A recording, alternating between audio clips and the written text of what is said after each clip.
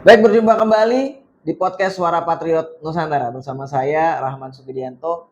Selama beberapa menit ke depan akan menemani Anda untuk membahas mengenai diskusi-diskusi terkait permasalahan yang ada di Indonesia yang sedang hangat dibicarakan.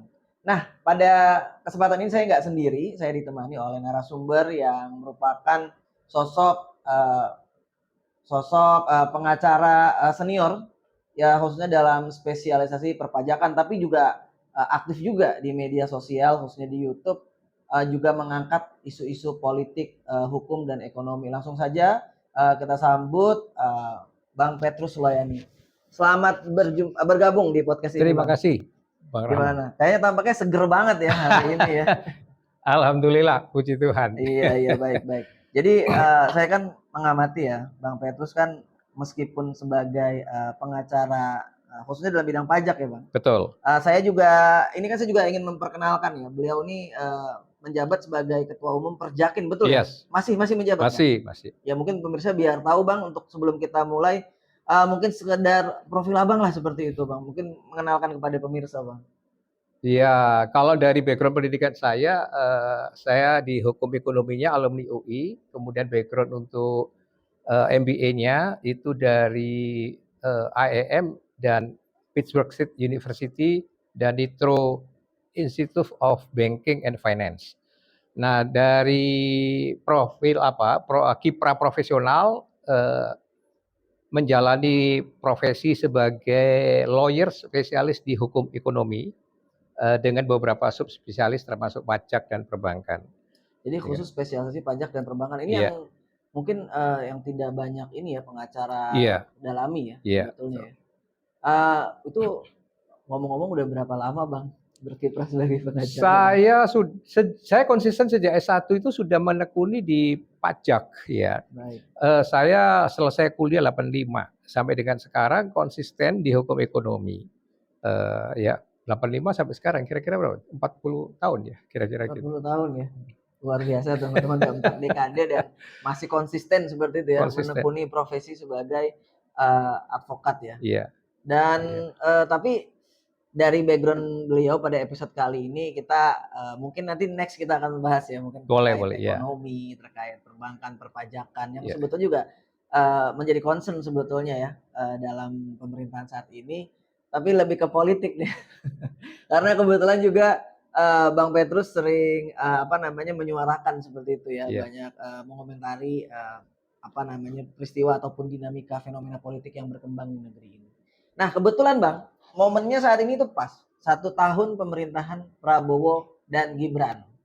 Ya seperti yang kita tahu ya, sejak 20 Oktober tahun silam dilantik, ya sekarang sudah 1 tahun ini banyak sekali dinamika yang terjadi, khususnya terkait hubungan antara Prabowo dan Gibran. Kita tidak bisa nafikan bahwa Gibran ini kan juga merupakan representasi dari Jokowi ya, presiden sebelumnya yang tentu sangat signifikan dalam pemenangan Presiden Prabowo Subianto saat ini.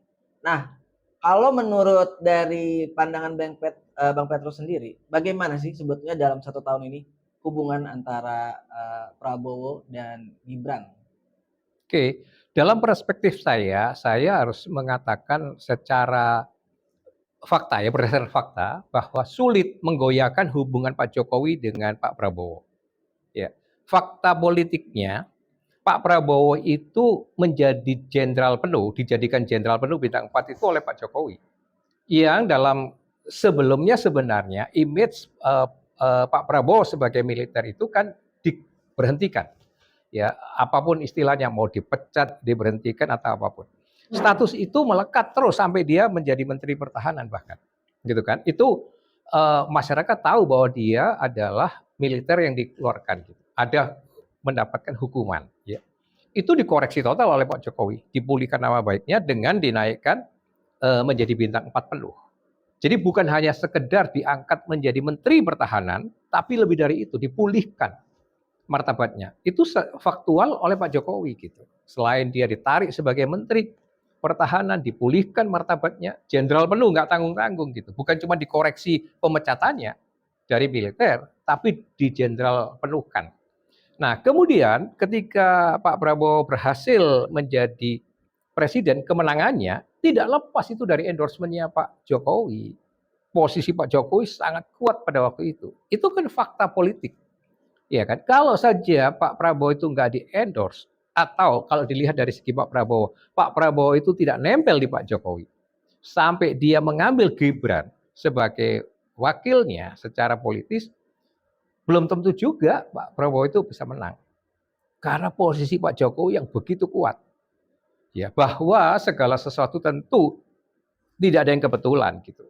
Tetap ada campur tangan dari atas, tetapi apapun dari proses politik kalau kita lihat dari bottom up-nya, secara manusiawinya itu adalah kekuatan politiknya Pak Jokowi gitu. Jadi tidak bisa dinafikan adanya endorsement Jokowi ini turut ya, memang Jelas sekali, sangat menurut saya itu berpengaruh besar. signifikan. Bukan cuma sekedar sekundari atau asesor, tapi itu merupakan faktor yang signifikan kalau menurut saya. Namun begini Bang, kalau kita flashback dari peristiwa mungkin pasca kampanye ya, kalau kita tarik ya dari pemilu, ini kan proses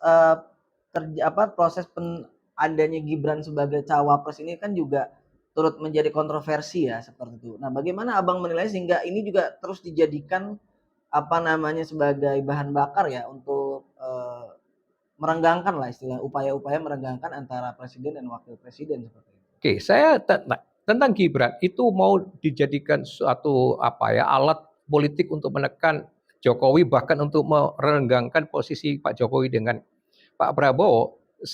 Buat saya itu logika yang terus terang aja sesat gitu.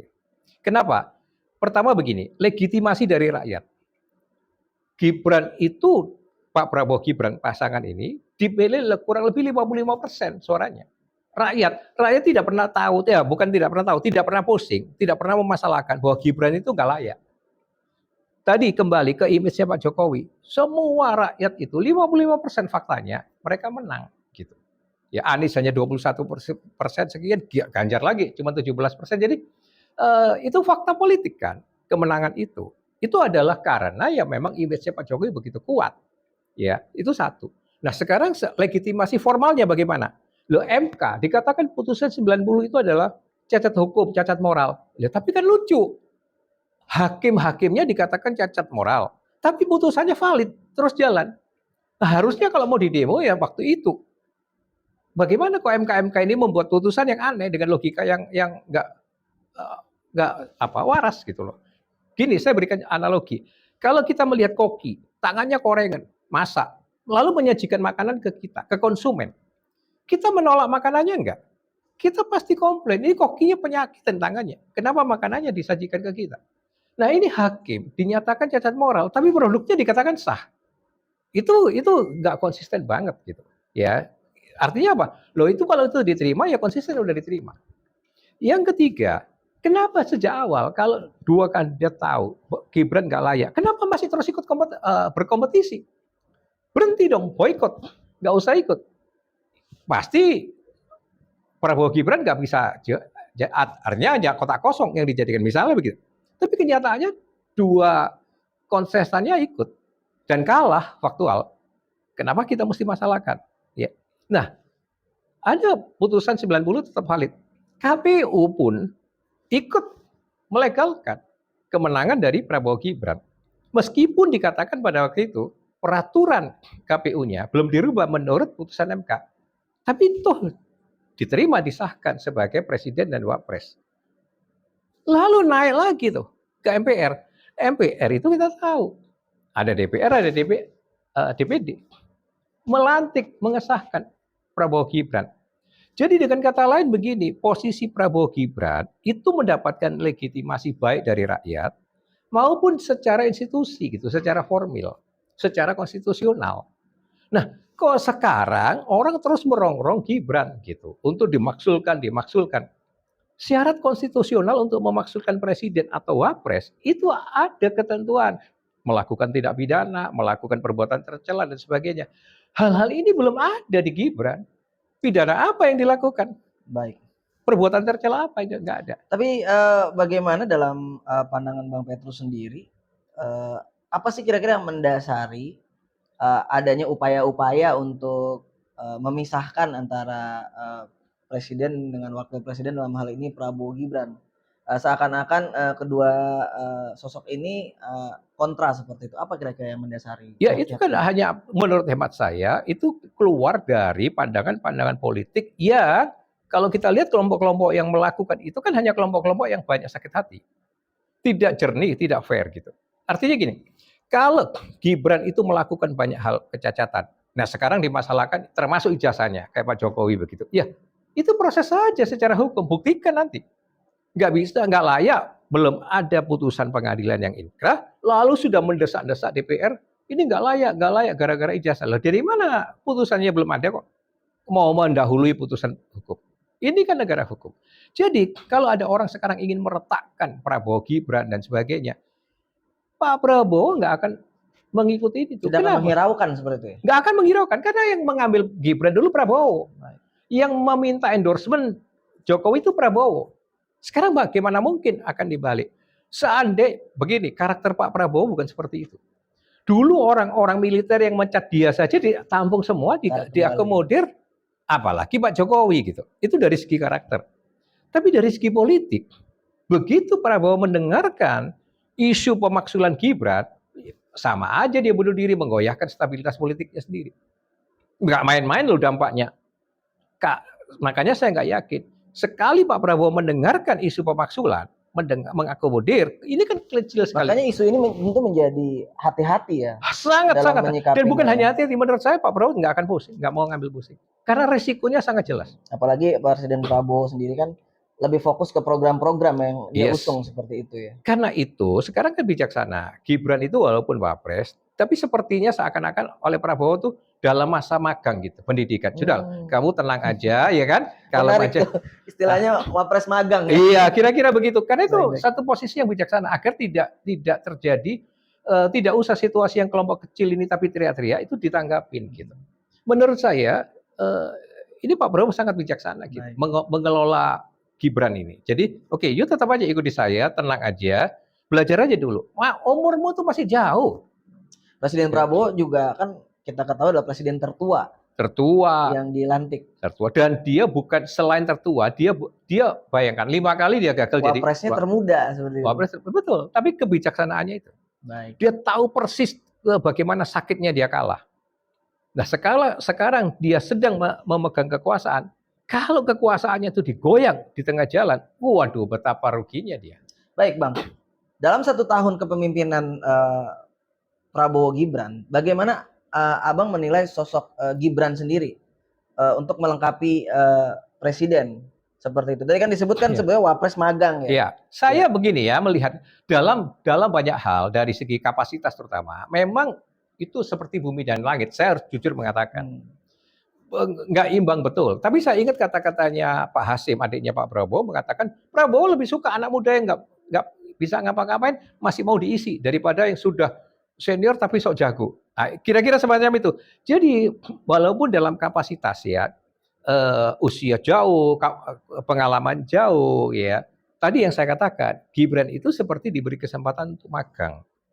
Nah, gap yang kapasitas yang jauh ini buat Prabowo, lihat aja, dia mengisi berbagai kegiatan operasional untuk programnya itu dengan dia membentuk menteri-menteri yang kapabel.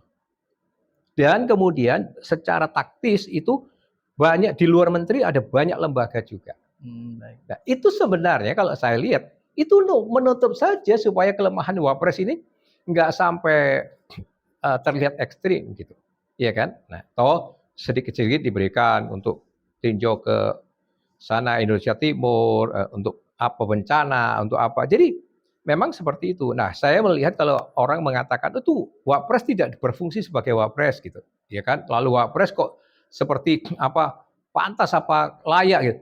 Ya itu kan pertanyaan-pertanyaan negatif. Tapi kalau saya melihat itu adalah policy yang tersembunyi dari Pak Prabowo untuk membuat Gibran ini dalam posisi tenang aja, kamu kalem aja, umurmu masih jauh, belajar aja dulu tenang-tenang. Nggak usah buru-buru kan gitu. Kira-kira begitu. Tenang maksudnya bagaimana nih? Artinya tidak usah menanggapi sikap-sikap itu. Jadi kalau kamu menanggapi nanti reaksinya malah jelek. Jadi tenang aja, belajar aja dulu, ikutin dulu sekarang. Kan memanage negara yang sebesar ini, memanage TNI Polri, memanage kekuatan-kekuatan politik, memanage APBN yang 3.000 triliun lebih, ya, membuat bagaimana banyak hal program dijalankan. Nggak gampang. Itu yang saya katakan, tanpa mengurangi hormat saya pada Gibran, memang kalau kapasitasnya belum ke sana, belum teruji. Dia pengalaman jadi wali kota aja belum penuh. Jadi abang sendiri pun mengakui ya bahwa memang Harus kapasitas harus dari diakui. Wapres sendiri memang harus diakui Harus masih jauh diakui, dari masih harapannya. jauh, masih jauh. Tetapi jangan lupa, Gibran itu bukan Gibran sendiri. Behind Gibran itu Jokowi. Dia itu representasi. Representasi dan adalah image-nya Jokowi. Suaranya Jokowi itu tersalur di Gibran. Ini politik. Ya, ini lebih ke politik. Nah, kita bicara tadi Gibran adalah representasi Jokowi. Seperti ini kan. Selain ada upaya-upaya untuk merenggangkan hubungan Prabowo dengan Gibran, ada juga Prabowo dan Jokowi. Tadi disebutkan oleh Bang Petrus, jangan lupakan jasa Jokowi juga. Jokowi mengangkat ya Presiden Prabowo sebagai mengendorse Prabowo sebagai Jenderal Bintang 4, ya kan? Ini juga yang menarik kan ketika adanya peristiwa di MRT itu, ketika ada rekonsiliasi antara Presiden Prabowo, habis bertarung mereka bertemu. Ya, Presiden, ini kan nggak habis pikir begitu kan? Masyarakat tiba-tiba ya akhirnya dulu kita kenal dengan istilah kampret cebong, ya kan, dan lain sebagainya begitu. Akhirnya ini runtuh seketika waktu itu. Nah, menurut abang apa nih? Apakah dengan upaya-upaya memisahkan ya, merenggangkan ya Prabowo dan Jokowi ini, apakah ini merupakan sebuah hal yang positif atau sebaliknya seperti bagaimana tanggapan? Buat saya itu kontraproduktif dan sangat destruktif. Kenapa? Karena tadi sejarahnya itu Pak Prabowo bisa menjadi Menteri Pertahanan, bisa menjadi Jenderal penuh, bisa menjadi Presiden, tidak terlepas dari kontribusinya Pak Jokowi yang sangat signifikan. Itu dulu orang harus paham itu. Dan kalau itu dirusak, Pak Prabowo akan mengalami kerugian. Sampai detik ini menurut hemat saya, image-nya Pak Jokowi itu masih positif loh, masih kuat di masyarakat. Hanya kelompok kecil yang nyerang dia terus. Nah, metode menyerangnya, cara orang-orang ini mau merenggangkan hubungan antara Pak Jokowi dengan Pak Prabowo itu menurut saya paling tidak ada 3 sekarang. Ada 3 metode. Metode. Ya? Menyerang dari ijazahnya Pak Jokowi, lalu ngembet juga ke ijazahnya Gibran. Kalau ini berhasil, serangan ini, pasti dong legitimasi atau kredibilitas Pak Jokowi, kredibilitas Pak Gibran, itu hancur karena dianggap pendidikan palsu. Bukan hanya ijazahnya saja yang palsu loh. Berarti kalau ijazah itu terbukti palsu, martabat dia, ya kredibilitas dia adalah pendidikan palsu gitu. Sebagai orang yang punya kepalsuan secara prinsip, ini apa? Itu kira-kira sasaran serangan ini. Nah, berhasil nggak? Saya nggak yakin berhasil. Kenapa? Karena produsen ijazahnya Pak Jokowi, UGM sendiri mengatakan sah. Itu lawan dulu UGM. Ya. Jangan nyerang Pak Jokowinya, lawan dulu. Dia produsen mengatakan sah. Nah, kalau kemudian di tangan Pak itu sudah ada di tangan Pak Jokowi, lalu ada yang salah dalam itu persoalan lain. Tetapi kalau yang diisukan adalah ijazah palsu, lawan dulu kata-katanya UGM, testimoninya, kesaksiannya. Itu struktur resmi loh. Jadi abang mengacu kepada produsen ijazah tersebut. Iya dong, ya? Itu dulu hulunya. Meskipun beberapa pihak mengajukan bukti-bukti yang seakan-akan bahwa ijazah itu tidak asli seperti itu. Kalau seperti itu berarti melawan lab krim, Mabes Polri. Challenge itu lab krimnya. Polri sekarang PMJ sekarang misalnya, ya kan, sudah memeriksa semua KPUD Solo, KPUD Jakarta, KPU Pusat itu udah diperiksa. Polisi di dalam menyelidiki dan menyidik itu pasti komprehensif. Pasti itu kita nggak bisa mengerdilkan tindakan profesional kepolisian. Dia akan memeriksa itu dengan seksama. Nah, hanya yang saya sayangkan memang kenapa Polda Metro Jaya itu begini lelet memberikan keputusan gitu. Jadi tadi Abang sampaikan bahwa sebetulnya upaya-upaya untuk mendiskreditkan Jokowi, hubungan Jokowi dan Prabowo ini kan adalah hal yang kontraproduktif, demikian ya Bang ya? Ya. Kontraproduktif karena isu tentang ijazah palsu, isu tentang ijazahnya Gibran nggak lulus SMA, itu sama sekali eh, tidak relevan ya dengan program nasional, program pembangunan gitu loh. Gibran itu sudah legitimate yang tadi saya katakan, dia menjadi wapres, itu proses. Nah mestinya kalau memasalahkan Gibran, tuntut juga KPU-KPU-nya seandainya itu benar. Kan KPU yang meloloskan itu. KPU kan membuat peraturan dan seterusnya. Jadi nggak bisa berdiri sendiri. Gibran itu sudah sah, dipastikan sebagai Jadi wapres. alih-alih fokus kepada persoalan tersebut, maksudnya Abang berpendapat lebih baik beralih ke isu-isu yang lebih produktif. Yang lebih produktif dan konstruktif. Ya, itu ininya. Sama seperti orang menyerang-nyerang Gibran dulu fufu fafa. Saya tanya, yang diserang katanya konkretnya itu kan anaknya Pak Prabowo, Didit. Reaksi enggak yang diserang? Yang didiskreditkan dengan fufu fafa yang katanya Gibran membuat konten-konten macam-macam menuduh anaknya Pak Prabowo itu, sasarannya kan, itu reaksi enggak Didit? Pak Prabowo reaksi enggak? Ibunya, Ibu Titi, reaksi enggak? Orang-orang itu yang terkait langsung tidak bereaksi. Nah, kenapa Roy Suryo yang mencak-mencak? Kenapa kelompok-kelompok itu Tapi yang kalau ribut? kita lihat track record Roy Suryo kan dulu kan dukung Jokowi juga sebetulnya kan? Sebenarnya dulu pernah jadi ya sebagai teman, sebagai apa sahabat. Itulah yang saya katakan. Jangan-jangan ada motivasi kesakit hatian karena selama periode Pak Jokowi dia nggak kecipratan jabatan, kekuasaan, macam-macam lah.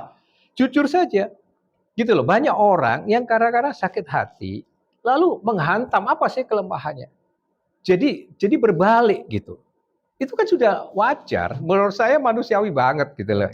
Ya kan, sesuatu dulu yang menjadi sahabat menjadi lalu merasa sakit hati, kecewa, Itu nyerah. hal yang wajar dalam politik ya. Wah, sangat wajar dan menurut saya isu-isu begitu itu pasti dianggap santai. Baik Bang, selanjutnya ada isu yang menarik lagi, yaitu ketika ada isu renggang-renggang ini ada beberapa relawan Prabowo Gibran yang bahkan ini di endorse juga oleh Jokowi bahwa Jokowi akan mendukung Prabowo Gibran ini selama 2 periode. Apakah ini terlalu prematur seperti itu? Ya, kalau isu itu, kalau statement itu buat saya pribadi itu prematur. Sebenarnya, ya saya tidak tahu arahnya Pak Jokowi kemana, tetapi terlalu dini. Harusnya lebih bijaksana kalau Pak Jokowi mau memberikan suatu statement, yuk semua partai pendukung, termasuk yang saat ini di-endorse oleh Pak Jokowi PSI, kita kawal Prabowo Gibran, kita pastikan agar mereka benar-benar menjadi presiden dan wapres yang layak, yang pantas, sehingga kelak bisa didukung terus. Tapi sekarang kawal dulu mereka. Kawal dulu supaya tidak ada penyimpangan program. Supaya program-programnya itu semaksimal mungkin, seoptimal mungkin bisa terrealisir. Supaya janji-janji politiknya terrealisir. Menurut saya, kalau seperti itu sarannya Pak Jokowi, itu lebih bijaksana daripada ujuk-ujuk langsung bilang 2 periode. Lah ini masih 4 tahun. Iya, ini juga mungkin Ya, makanya Abang setuju ya jika statement tadi terlalu prematur. terlalu prematur dan tidak bijaksana, bukan hanya prematur. Menurut saya Pak Jokowi sebagai seorang mantan presiden ya yang 2 periode berkuasa, memberikan statement itu bukan hanya terlalu prematur, tapi sangat tidak Nah, bijaksana. kita ngomong Jokowi sebagai mantan presiden ya. Jika dibandingkan dengan mantan presiden sebelumnya seperti misalnya SBY atau Megawati, ini nampaknya Jokowi meskipun tidak mempunyai bukan dalam posisi ketua umum partai, nampaknya masih punya peranan politik seperti itu dalam kancah politik nasional. Apakah menurut Abang ini hal yang wajar seperti mantan politik? Karena gini, kesannya misalkan ketika Presiden Prabowo bertemu dengan Jokowi, apakah ini tidak ada kesan seperti mantan presiden mempengaruhi atau mencampuri gitu presiden yang saat ini, merecoki lah seperti itu. Bagaimana tanggapan Abang? Saya nggak setuju dengan kata merecoki, tapi bahwa sekali lagi hubungan Jokowi dengan Prabowo itu begitu kuat. Pertama ya memang faktor Pak Prabowo sendiri sudah mengakui berkali-kali bahwa Pak Jokowi adalah guru atau mentor politiknya. Meskipun Dan lebih muda ya. lebih mudah, tapi ya itulah bahwa kekuatan Pak Jokowi kan harus diakui kekuatan politiknya itu kan. Nah, kenapa terus berhubungan? Ya Prabowo dari awal mengatakan dia meneruskan program Jokowi yang baik-baik diteruskan, janjinya kan begitu. Kemudian 17 menteri paling tidak itu adalah orang-orangnya Pak Jokowi, itu Pak Prabowo diterang-terangan, orang-orang Bapak nanti akan saya ambil lagi Pak. Jadi Pak Prabowo itu ada kontinuitas hubungan dengan Jokowi. Itu adalah sisi yang sangat kuat. Itu dari inisiatifnya Prabowo sendiri yang maunya begitu. Walaupun ada juga sisi diskontinuitas hubungan. Harus diakui juga. Harus diakui juga banyak hal tidak semua kan programnya Pak Jokowi dijalankan dengan optimal. Misalnya IKN, anggarannya sangat minimal. Itu berarti kan menunjukkan Pak Prabowo tidak seagresif Jokowi di dalam merealisasikan IKN. Misalnya seperti itu ya. Beberapa program yang lain, program strategis nasional juga banyak yang dicabut oleh Prabowo. Jadi itu adalah sisi diskontinuitas hubungan. Tapi hal-hal yang lain itu tetap dilakukan. Ada kontinuitas yang terus dipelihara oleh Pak Prabowo. Pak Prabowo tahu persis bahwa nggak patut meninggalkan Jokowi. Karena sekali lagi bukan Jokowi yang masih eksis secara dalam jabatan resmi, tapi Gibran itu adalah isiologis juga tidak bisa kan kita memisahkan Gibran representasi dengan Jokowi. Jadi tidak sepenuhnya benar anggapan bahwa Prabowo dipengaruhi oleh Jokowi dalam menetapkan beberapa keputusan strategis. Itu pernyataan dari orang yang menurut saya pengamat-pengamat yang memang maunya negatif gitu, melihatnya negatif. Tapi kenapa nggak melihat dari segi Prabowo? Prabowo yang maunya begitu, yang terus membina hubungan baik dengan Pak Jokowi. Kalau Pak Prabowo mau meninggalkan Jokowi ya bisa aja, tapi kan nggak mau dia. Tapi tadi menarik yang Abang sampaikan ya terkait misalkan ada beberapa kebijakan seperti IKN ya. Meskipun IKN dalam beberapa statement Presiden Prabowo akan tetap melanjutkan, tapi kan komitmennya ternyata kan hanya sebagian ya. Hanya sebagian kecil. Boleh dikatakan minimal. Minimal ya. Anggarannya begitu minimal, ya kan? Terus juga jika anggaran dulu Presiden Jokowi ya itu kan lebih banyak menitikberatkan pada infrastruktur ya. Sekarang ini kan tidak, lebih kepada program-program ya semisal pencegahan stunting, MBG, sekolah dan lain sebagainya. Bagaimana nih Abang menilai terkait isu-isu tersebut dijadikan sebagai tanda-tanda nih semacam kerenggangan antara Presiden Prabowo dan Jokowi. Isu-isu tadi termasuk ada yang paling jadi perhatian kita kan terkait pemberian amnesti dan gerasi terhadap Hasto dan Tom Lembong. Gimana nih Mas? Saya nggak melihatnya begitu. Begini, Prabowo kan punya hak untuk dia memposisikan diri, untuk membuat brand image, ya, untuk memposisikan dirinya. Dia ingin sekarang ada program-program yang populis. Dia terus menyuarakan bahwa dia untuk rakyat. Dia sadar bahwa dia itu adalah mandataris rakyat. Dia menjadi presiden itu kalau dipilih rakyat. Jadi dia sekarang menjadi presiden yang mengabdi rakyat, yang bekerja untuk rakyat. Nah, itu dia ingin wujudkan, dijadikan kenyataan kata-kata itu melalui program-program yang populis. MBG, kemudian sekolah rakyat, sekolah Garuda, lalu apalagi macam-macam yang koperasi merah putih. Itu semua program yang populis untuk membuktikan bahwa dia memang bekerja untuk rakyat. Itu adalah brand image-nya dia. Gitu. Itu adalah personal branding-nya dia. Kan itu haknya dia. Gitu loh. Bukan berarti itu adalah program yang bertentangan dengan Jokowi. Jokowi dulu fokus kepada infrastruktur, kepada macam-macam pembangunan yang bersifat besar-besar gitu ya. Ya itu persoalan lain. Pak Prabowo juga punya program-program yang sifatnya besar-besar itu, bahkan profit oriented. Ada Danantara, sekarang BUMN hanya diperas menjadi 200. Kementerian BUMN dilikuidasi, nomenklaturnya hanya menjadi badan pengelola. Iya kan? Dan macam-macam program ekonominya Pak Prabowo itu yang sangat raksasa. Ya, larinya kemana? Dia tidak lari langsung ke infrastruktur, tapi dia lari membangun kepada ekonomi real, gitu. Jadi Prabowo itu adalah praktisi dengan membangun Danantara, dengan apa? Dia itu melihat ini itu kan bisnis, cara berpikir bisnis. bukan infrastruktur, tapi dia bagaimana supaya ekonomi ini bergerak. Kalau sedikit kita singgung terkait hubungan internasional ya, misalkan kan Presiden Jokowi kan dulu ya tidak ikut terlibat misalkan dalam BRICS ya, meskipun ya tetap kita non blok. Tapi kan di satu sisi sekarang Presiden Prabowo dengan tegas ya Indonesia ini adalah BRICS dan diterima secara penuh gitu. Apakah ini juga ini keterlanjutan atau memang kontra seperti itu, bertentangan? Begini, tadi kembali kepada kapasitas. Dalam kapasitas global dan internasional, ya Pak Prabowo punya kelas di situ. Kita mesti melihat latar belakang itu. Beliau dari kecil banyak sekolah di luar negeri, besar, meskipun jadi militer, lalu juga sekolahnya di Amerika, lalu punya hubungan global setelah dia pensiun dari militer, dia bekerja sama berbisnis dengan adiknya, itu juga dalam dunia global. International relationship-nya Prabowo itu memang memungkinkan dia bergerak secara internasional. Dia melihat visi itu. Makanya politik Indonesia yang bebas aktif sekaligus ditambah oleh dia, karakter dia yang ingin merangkul semua, berdamai dengan semua, itu adalah suatu kondisi yang pas buat dia untuk berkiprah secara internasional. Nah, kita tidak bisa menilai itu sebagai bertentangan dengan Jokowi. Jokowi, kita harus jujur mengatakan, tidak dalam kapasitas ke tingkat global. Kita mesti clear ini. Dia bukan orang yang dari kecil sekolah di luar negeri. Dia bukan orang yang besar di luar negeri.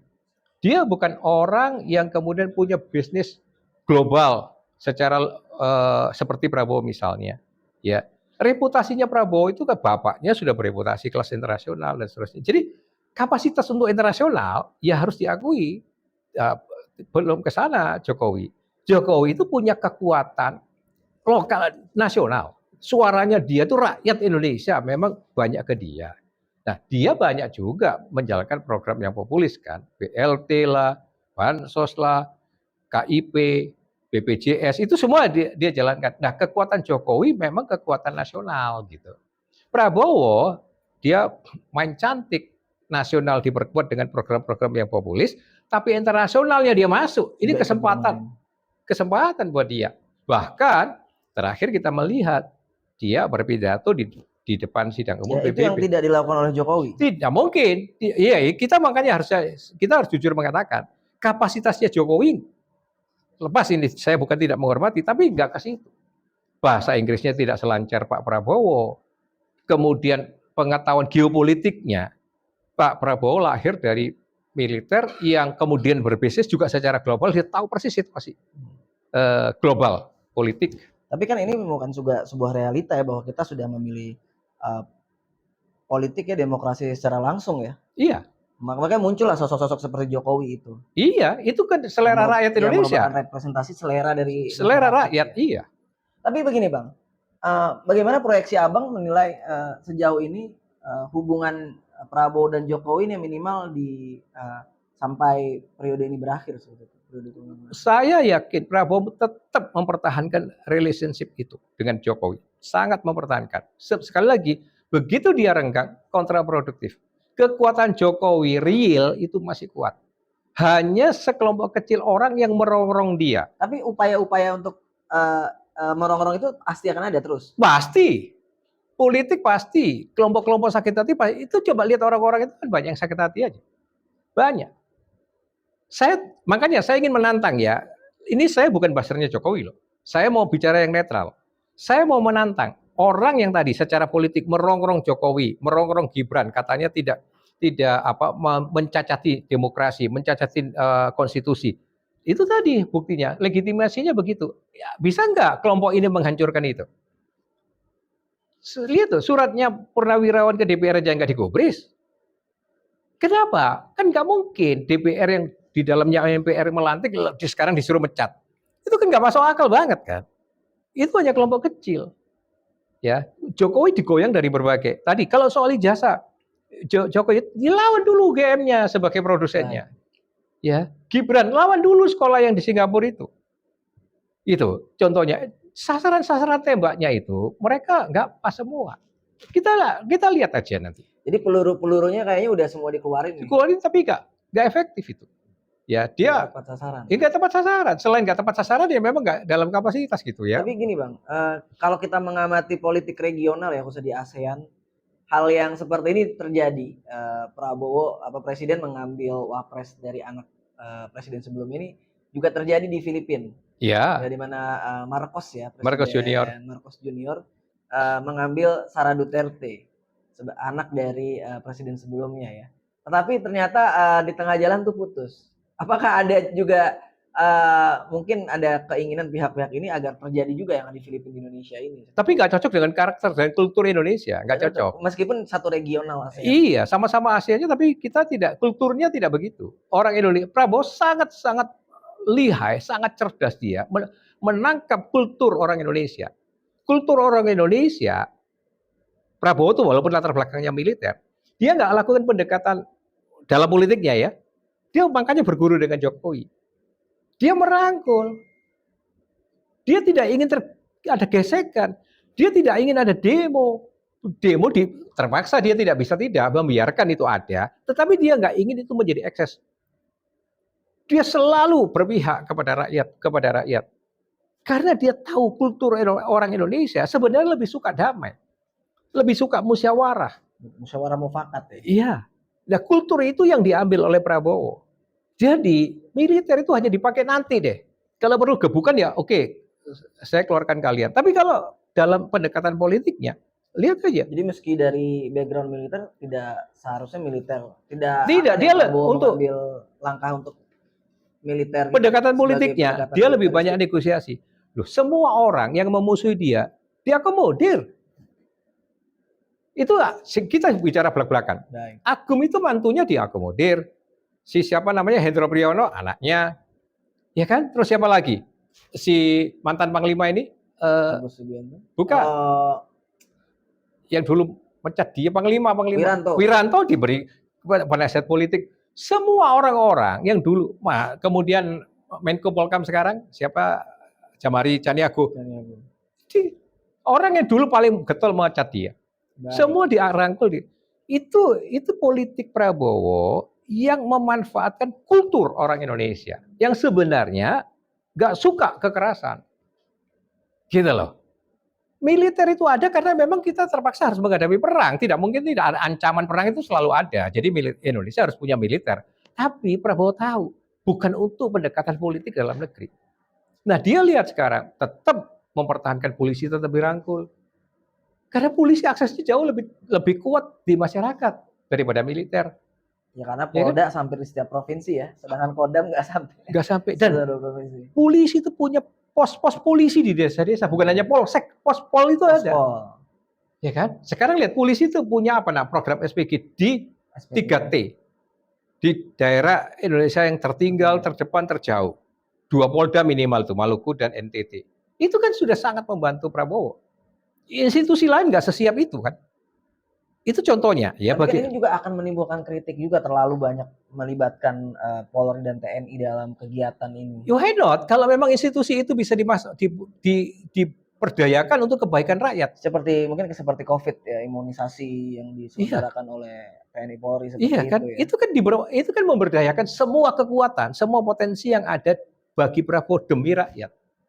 Nah, bahasa itu kan dia bumikan seperti itu. Nah, institusi yang paling siap, ya yang paling rapi organisasinya, ya seperti polisi, Kementerian Dalam Negeri, yang punya aparat sampai kepala desa dan sebagainya, itu bisa diberdayakan kan? Kan tidak ada salahnya. Makanya kalau semua dilihat dari kacamata yang positif, tentu tetap ada positifnya. Tapi kalau kita mau nyerang terus, ya tetap itu negatif gitu. Tapi nggak apa-apa. Tapi menurut saya ini kelompok kecil, gitu. Jadi, tapi kalau kecil-kecil kan lama-lama banyak juga bang.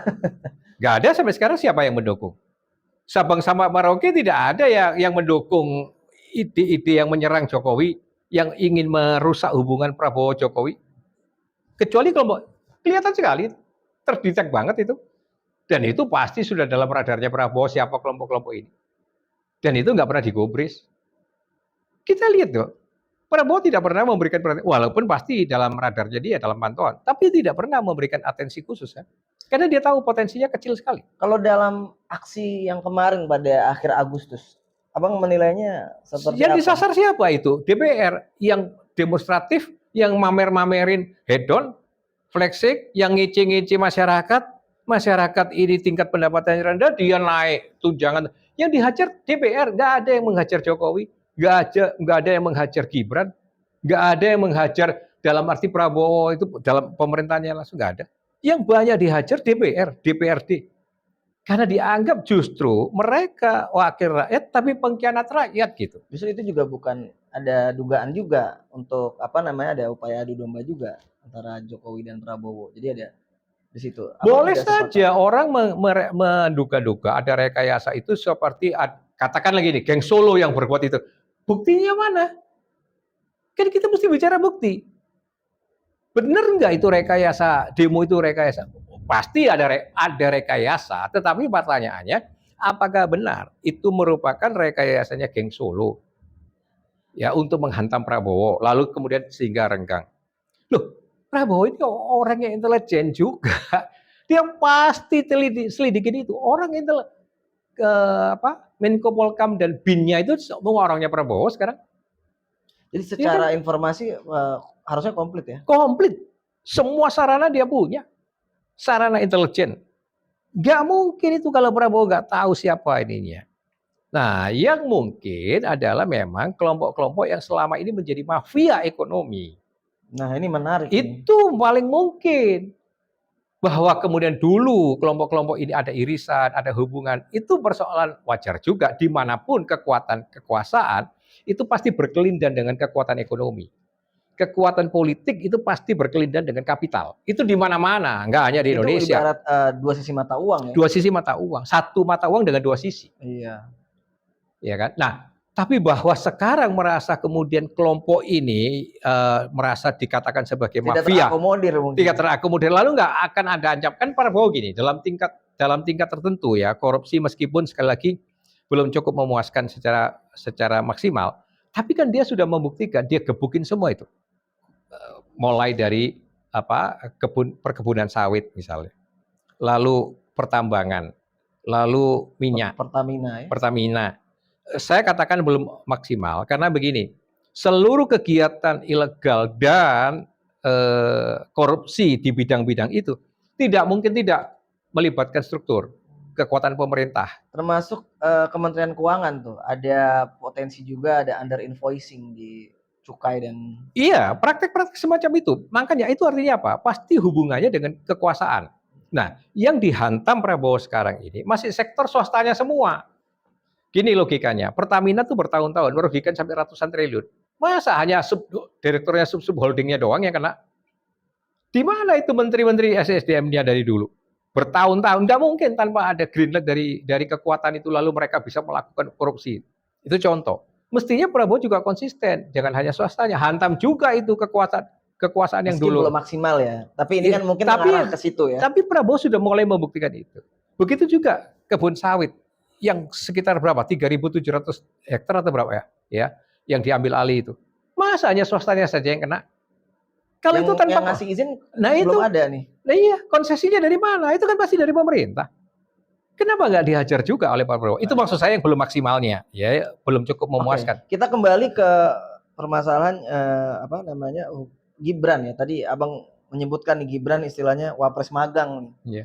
Tapi kan dalam magang ini juga tentu ya harus ini kan dipilih rakyat ya. Tentu bagaimanapun harus sosok Gibran ini kan harus juga memenuhi ekspektasi publik seperti itu. Dia juga harus magang itu menjadi proses belajar seperti itu. Bagaimana seharusnya nih saran Abang untuk Gibran supaya dia bisa menjadi wapres yang dalam hal ini bisa lolos dah dari proses magang ini seperti itu. Ya, dia harus menempatkan diri.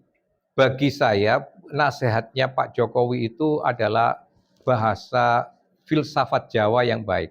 Ojo kemajon. Gibran harus tahu diri. Sekarang dia mulai tahu diri kan. Dia betul-betul subordinate-nya Prabowo. Sebelumnya nggak tahu diri. Loh, dia dulu belum apa-apa sudah nerima duta besar atau apa dari Korea, dari mana. Itu yang namanya kemajon.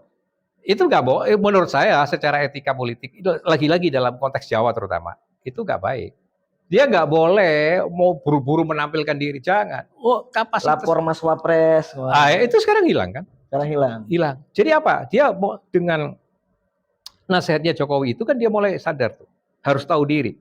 Dia lebih baik memposisikan diri sebagai ya tadi wapres magang, subordinate di bawah, ikut dulu Prabowo, ikuti, belajar dulu. Tadi saya katakan mengelola negara ini memang belum dalam kapasitas kalau diserahkan ke wapres. Tapi ini realita politik ya. Itu tapi realita politik, suaranya Pak Jokowi begitu kuat, maka itu disalurkan ke Gibran.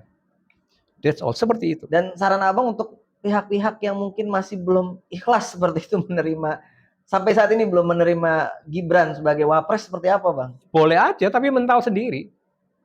Capek sendiri kali? Capek sendiri, mental sendiri. Nggak akan, sampai di 2029 nggak akan berhasil itu. Saya berani bertaruh. Kekuatan politik mereka tidak dalam kapasitas untuk bisa menjatuhkan Gibran. Itu realitasnya, realitas politik. Menjatuhkan Gibran sama juga Menjatuhkan Jokowi. Menjatuhkan pemerintahan. Mungkin sasarannya Jokowi sebetulnya. Loh iya, tetapi pintu masuknya kan dicari-cari itu.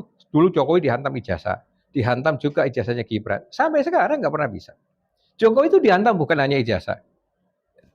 Ada dihantam dari korupsi. Saya tanya kepada kelompok-kelompok, kalau begini, kalau kita hanya mendengarkan berita, lalu kita mengasumsikan, wah ini potensi Jokowi korupsi, teriak semua. Itu kan hanya opini.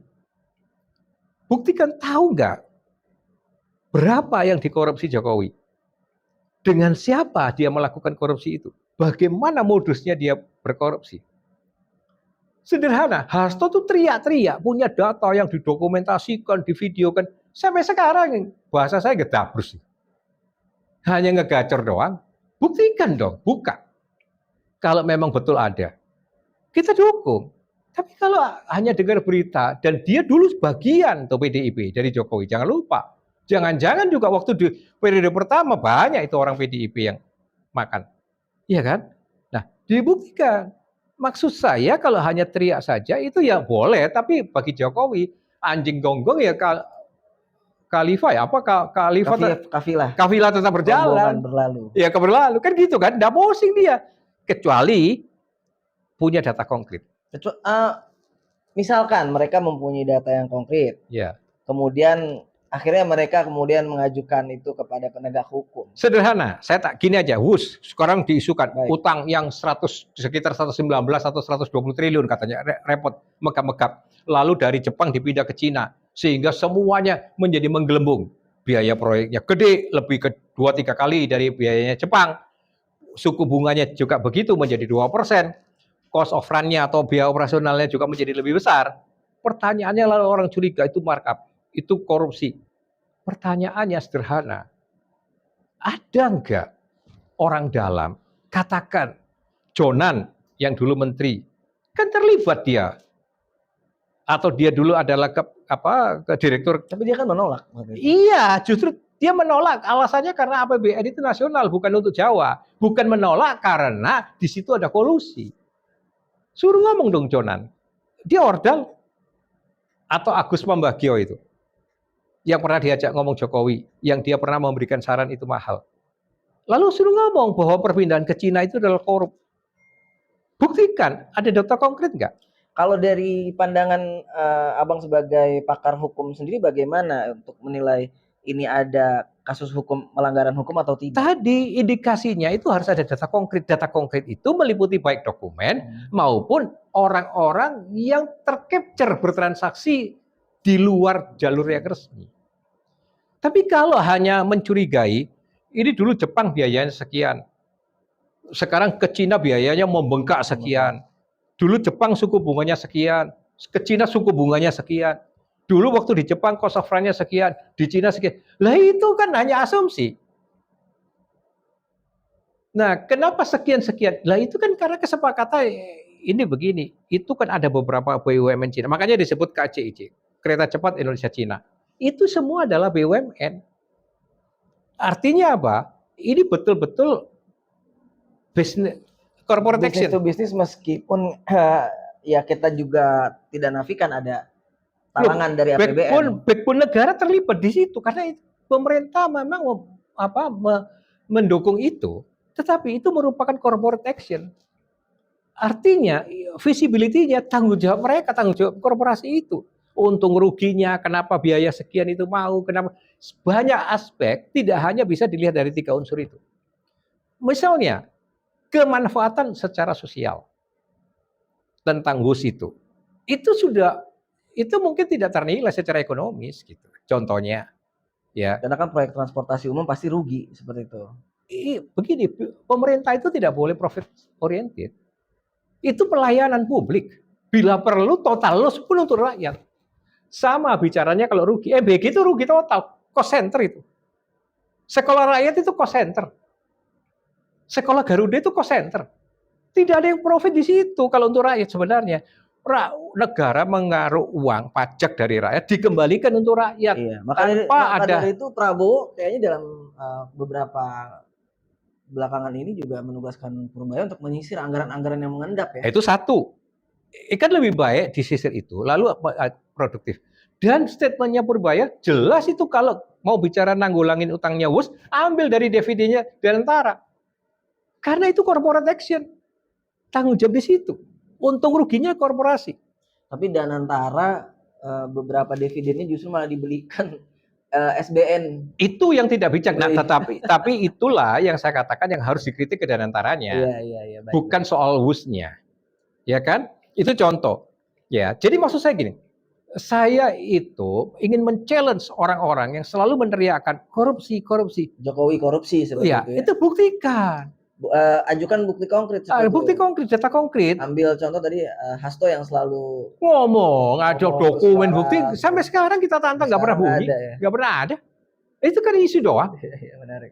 Sebenarnya Jokowi buat saya itu terlalu baik. Orang-orang kayak Hasto itu harus digebuk kembali.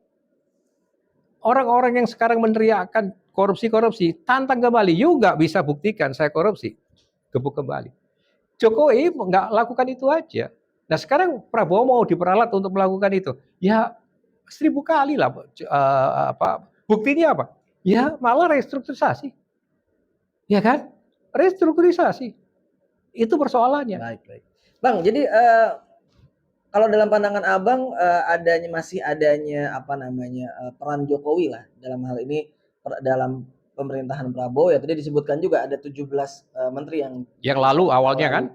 Apakah ini menjadi hal yang produktif dalam pemerintahan Prabowo dan apakah ini sebetulnya dibutuhkan oleh pemerintahan Prabowo? Ya karena Prabowo bersikap mengatakan dia adalah, tadi saya katakan, kelanjutan program Jokowi tetap yang baik dilanjutkan. Tadi saya katakan itulah unsur kontinuitas.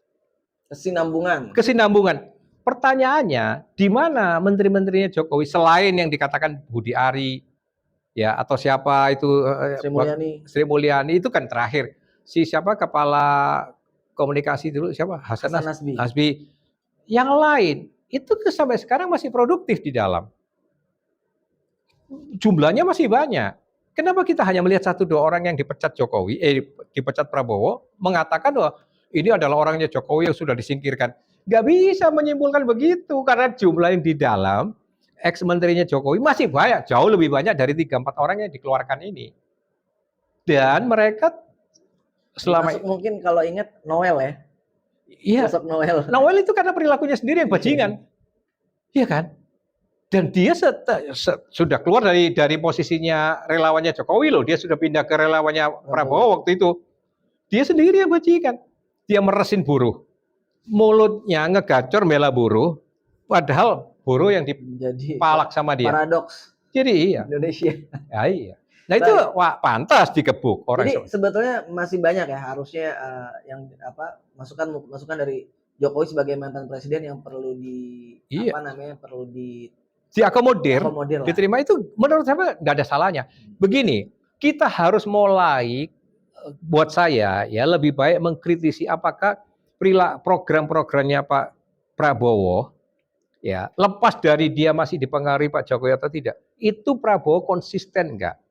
Tadi saya katakan, misalnya melakukan penegakan hukum korupsi, buat saya sudah oke, tapi belum optimal, belum memuaskan karena layernya ini masih cuma di situ-situ aja yang digebuk dia. Belum sampai sungguh-sungguh ke godfather-nya, itu contohnya. Tapi Abang menilai ke depan akan seperti itu, akan menyentuh para godfather-nya? Kita harapkan, kita dorong ke situ.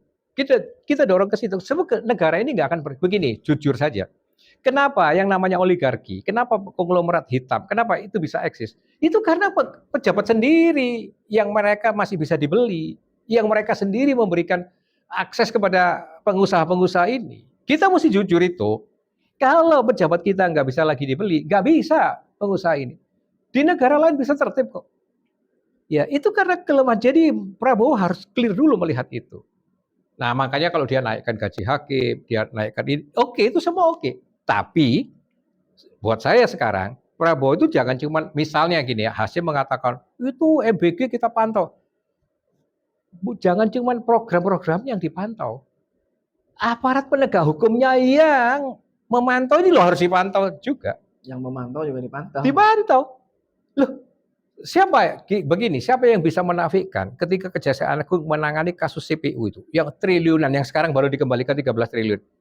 Itu di situ apa nggak terjadi palak memalak, peras memeras? Kita nggak tahu.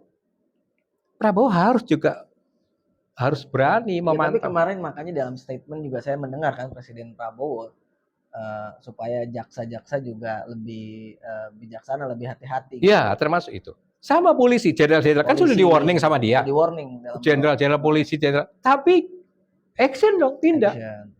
Tindak. Sederhana aja. Kalau ada jenderal, polisi, tentara yang masih jadi backing, jadi maling, tindak. Seperti kata Presiden Prabowo, jangan cuma omon-omon saja. Iya, itu kita dorong. Yang kita harapkan sebetulnya. Kita dorong terus. Baik Bang, terima kasih banyak dalam diskusi kita pada episode kali ini sangat menarik. Semoga ini bisa, saya melihat energi harmonisasi ya. Alih-alih kita bicara mengenai yang kontraproduktif ya terkait tadi upaya untuk memisahkan gitu Prabowo Gibran ya. Tapi saya tadi dari diskusi ini menangkap adanya mungkin ajakan ya lebih kepada untuk fokus kepada program-program yang memang sedang diusung Prabowo Gibran seperti itu ya untuk visi misi ya. Iya. Sampai minimal sampai masa pemerintahan ini selesai. Betul. Terima kasih banyak Bang Petrus Loyani sudah bergabung di podcast Suara Patriot Nusantara pada episode kali ini. Mudah-mudahan kita bisa ketemu lagi Bang. Oke. Berjumpa lagi di tema-tema selanjutnya yang menarik. Buat pemirsa kalau ada saran-saran bisa tulis di kolom komentar dan jangan lupa subscribe channel Reportase News ini di mana di sini ada podcast Suara Patriot Nusantara dan kita juga akan menghadirkan narasumber-narasumber lain yang tentunya tak kalah menarik dan menghadirkan banyak wawasan bagi kita semua. Sekali lagi terima kasih dan sampai jumpa di episode selanjutnya. Terima kasih Bang. Oke, thank you.